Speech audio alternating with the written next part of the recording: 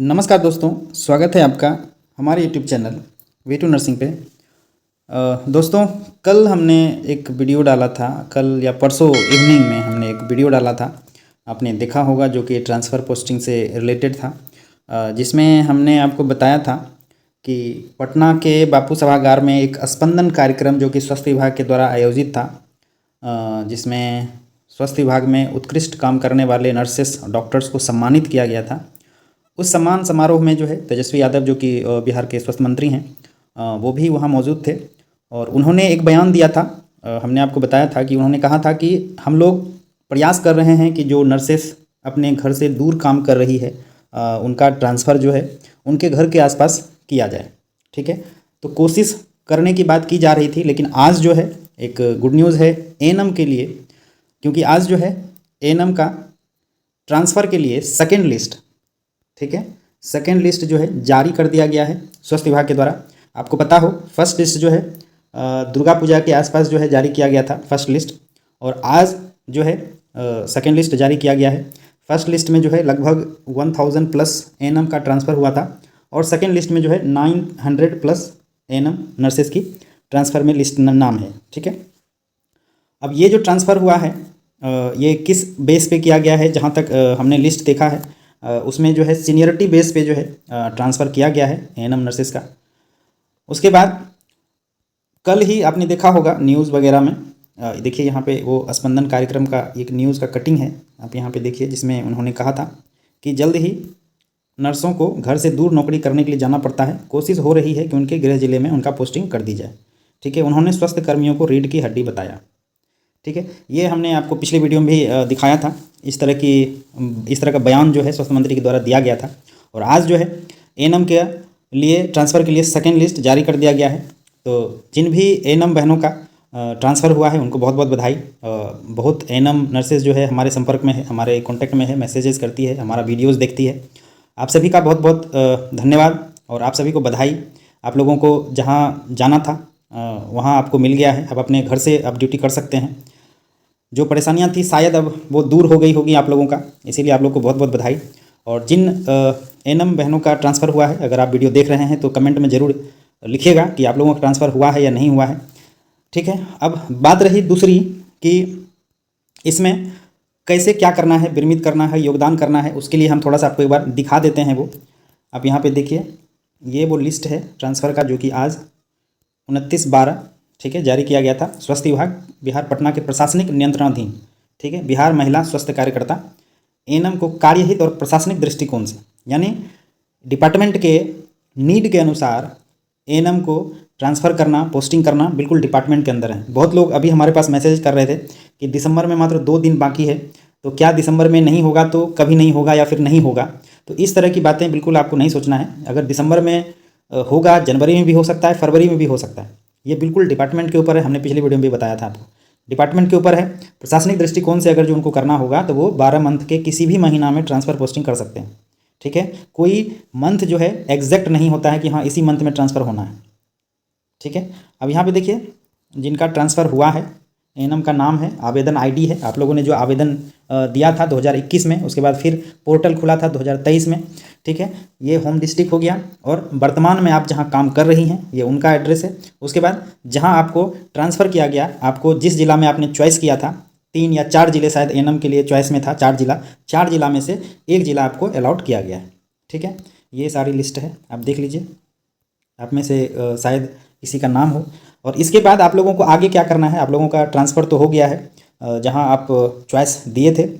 अब आपको करना क्या है, कल जो है आपको मात्र 72 घंटे का समय जो है आप लोगों को दिया गया है विरमित से लेकर के योगदान करने का।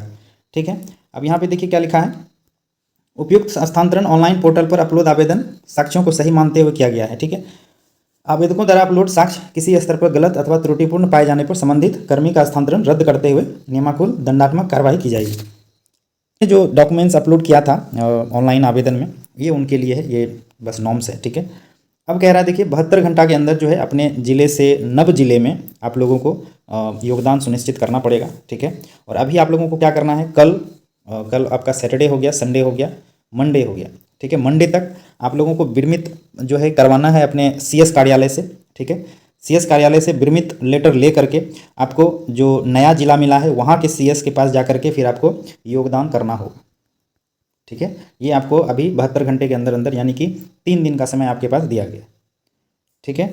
उसके बाद यहाँ पे आप ये नहीं सोचिएगा कि सैटरडे संडे है तो हम लोगों का कैसे होगा सैटरडे संडे। यहाँ पे CS को ऑलरेडी नोटिफाई किया गया है कि 72 घंटे के अंदर आप सुनिश्चित करिएगा योगदान और विरमित को, ठीक है। अभी जिस भी सेंटर पे एएनएम नहीं है या फिर कम संख्या में है तो वहाँ पे उनको मैनेज करना CS का अभी काम है, ठीक है। अब यहाँ पे देखिए पूरा इंस्ट्रक्शन दिया हुआ है, देख लीजिए।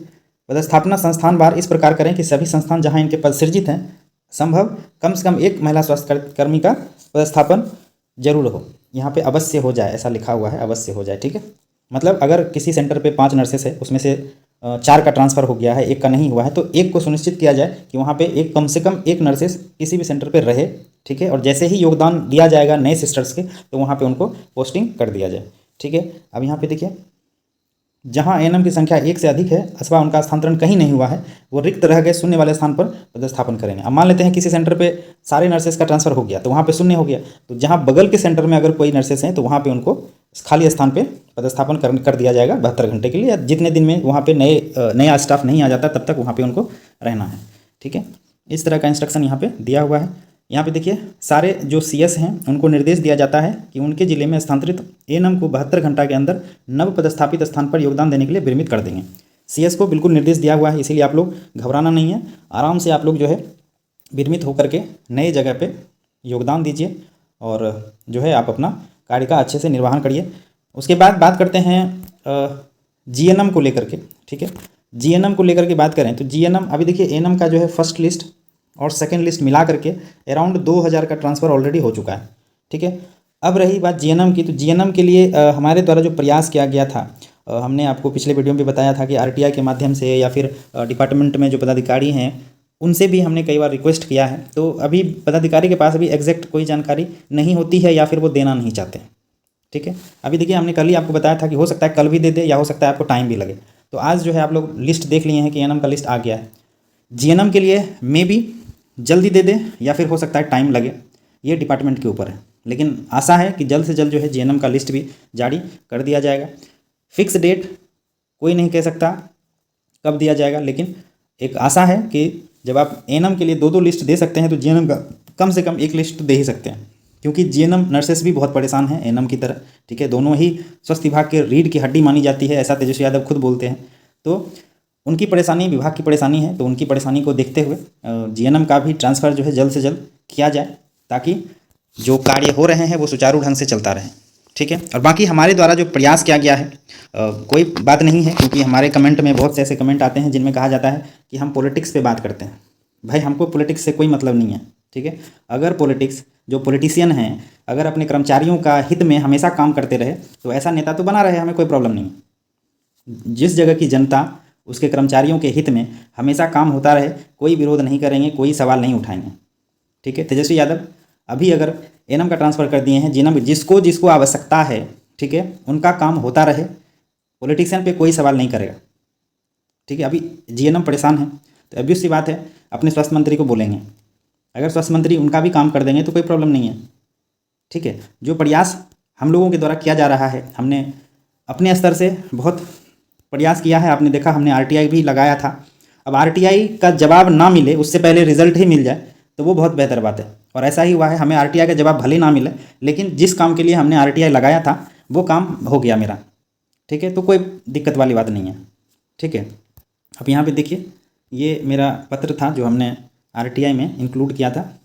देखिए 5 नंबर में क्या था, क्या विभाग एएनएम ट्रांसफ़र पोस्टिंग में सेकेंड लिस्ट जारी करने का विचार रखता है, अगर हाँ तो कब तक, ठीक है। तो हमने ऑलरेडी अपने RTI में सारा कुछ बात लिखा हुआ है, ठीक है। अब भले हमें जवाब ना दे, काम ही कर दें तो अच्छी बात है। हम तो चाहते हैं कि GNM का भी ट्रांसफ़र जल्दी कर दे, हमारा RTI का जवाब वो दे या ना दे, ठीक है। और बाकी प्रयास हमेशा जारी रहेगा, हमारे द्वारा जो प्रयास किया जा रहा है चाहे वो पदाधिकारी को लेकर के हो या RTI हो या जहाँ जाना हो, जैसे करना हो, पदाधिकारी से बात करना हो तो हम करते रहेंगे। बस जितना जल्दी हो सके, अगर लेटर आ जाता है, ट्रांसफ़र लेटर आ जाता है तो इससे बेहतर कुछ नहीं हो सकता, ठीक है। यहाँ पे देखिए हमने फर्स्ट अपील किया है गौरव कुमार, यहाँ पे देख लीजिए ये मेरा प्रश्न था, देख लीजिए यहाँ पे है ना, क्या विभाग एएनएम ट्रांसफ़र करने का विचार रखती है या नहीं रखती है। अब बाकी हमें मतलब नहीं है, आरटीआई का जवाब हमें ना दे, लेकिन जिस काम के लिए हमने आरटीआई लगाया है वो काम कर दिया जाए विभाग के द्वारा, उसके लिए हम बहुत बहुत शुक्रगुजार होंगे विभाग का।